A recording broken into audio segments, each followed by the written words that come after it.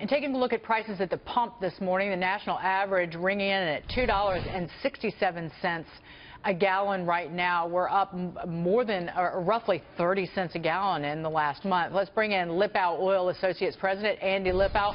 Andy, your thoughts on Irma and Harvey's impact on retail prices in the weeks ahead? Will we see them come back down? Well, I'm definitely expecting that gasoline prices are going to drop about 20 cents a gallon over the next 6 to 8 weeks as the refineries on the Gulf Coast have been restarting and adding to the supply. Andy, what about with Florida is really racing to shore up its gasoline supplies after Irma? About 60% of stations in Miami, Fort Lauderdale, and Gainesville do not have fuel. This is reporting by GasBuddy.com. And there isn't a pipeline system for refined product the way that you have, say, the Colonial that runs from the Gulf all the way to New Jersey, for example.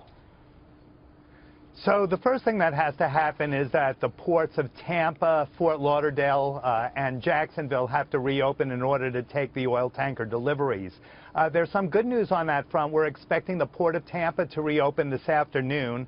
In Fort Lauderdale, the Coast Guard is out there assessing damage today. And unlike the Houston Ship Channel, which runs 50 miles, the channel into Fort Lauderdale to the Atlantic is only 2 miles or less. So we're expecting Fort Lauderdale to open in the next couple of days.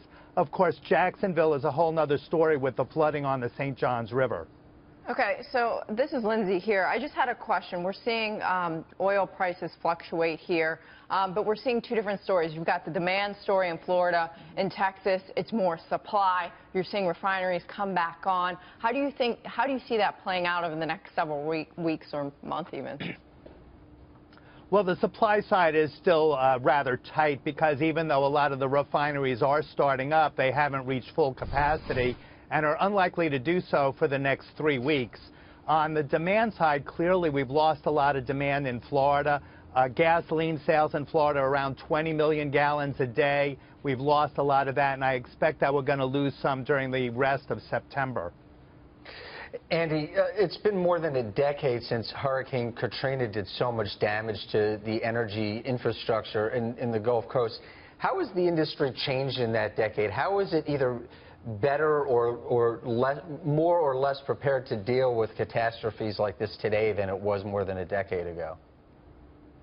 Well, significantly in Florida, in 2007, they passed a law that required all the gasoline terminals to actually install generators that could supply them with alternative power for 72 hours. So that is actually very good news for what's going on in Florida. Believe it or not, some of the terminals began loading tanker trucks of fuel yesterday in Tampa. On the other hand, the service stations in Florida, the newer service stations covered by this 2007 law, also have to be able to plug into a generator to get them on stream quicker when the local power is gone. Andy, before we go, anything to add about the direction of fuel prices maybe people can look forward to? Yeah, I mean, people could look forward to that gasoline prices last week have peaked. I expect the national average to continue to decline as the refineries in Texas continue to recover. In addition, we've seen refineries that were undergoing maintenance in September and October have deferred that maintenance in order to maintain higher supplies. Andy, great to see you. Andy Lipow, thank you so much for being here this morning, as always.